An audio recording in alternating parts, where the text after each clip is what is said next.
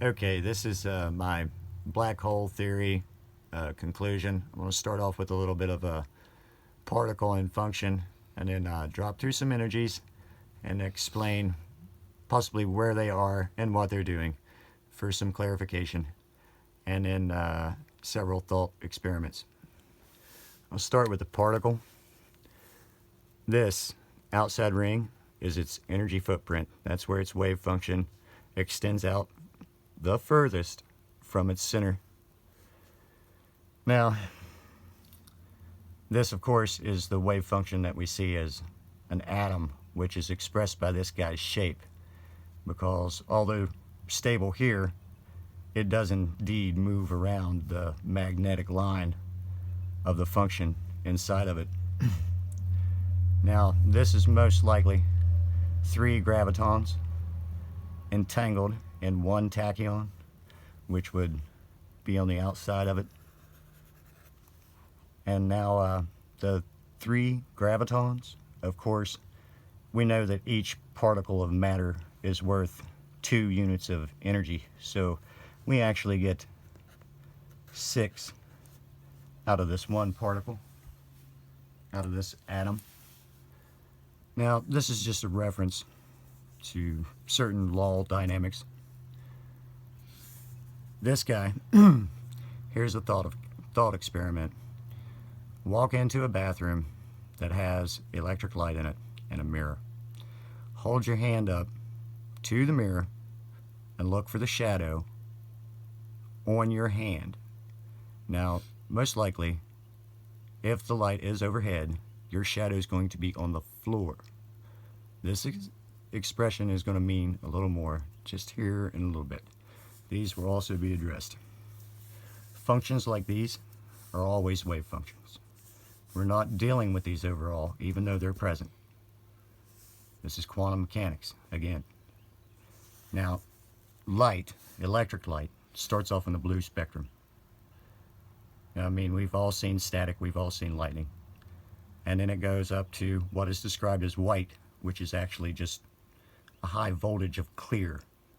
So your higher energy states are generally this, invisible, which also complies with this guy. Now, yellow light, as in the emission from hot-cold effect, it operates within those same parameters. So when you look at it in blue shift or spectrum, whatever you want to call it, you're always going to end up with blue on either side or blue within the scale. Now, this is also local wave function. Now, sun and shadow, it's been described as play, trick, looks like it's moving. Well, it's not playing or tricking. And we're going to just look at this for a second. Now, the Earth, I understand, during the eclipse, its shadow could be seen on the sun. This guy radiates at so many kelvins out. It has a definite magnetic line, so that is a reflective surface. How is a dark spot put on the sun from this object? It's using the energy that's right there. And it's all pretty much in your cold spectrum. Now, this number, whatever it is, with trying to stop particle movement, is trying to stop wave function. The cold scale keeps going. It's all in the math. So our hottest or highest number that we found in temperature also has its equal in cold. Now, this effect is under Lenz, of course. Again, quantum mechanics, because it's wave function.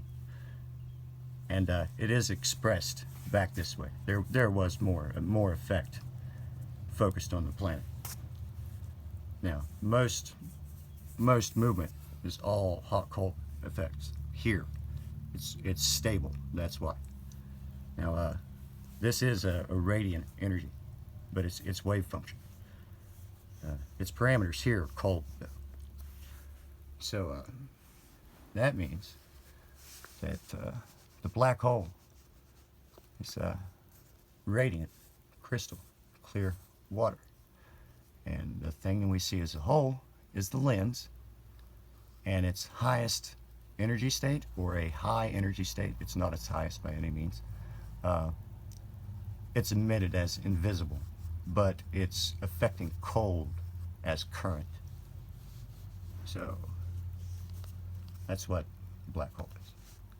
So that's what's driving that right there. And that's here. So how do we fix that? I'm actually going to do some equation on this. So we all know that E equals mc square means pretty much this. And that's a boom.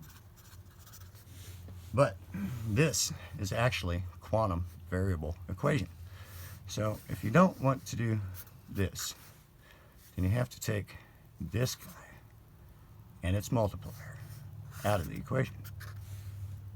Well, that means energy plus matter, or energy equal to matter,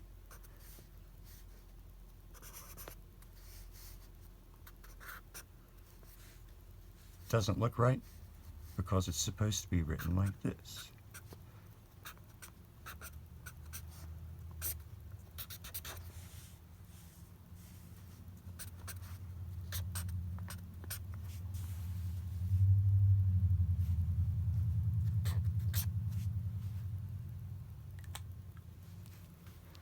You know who I am.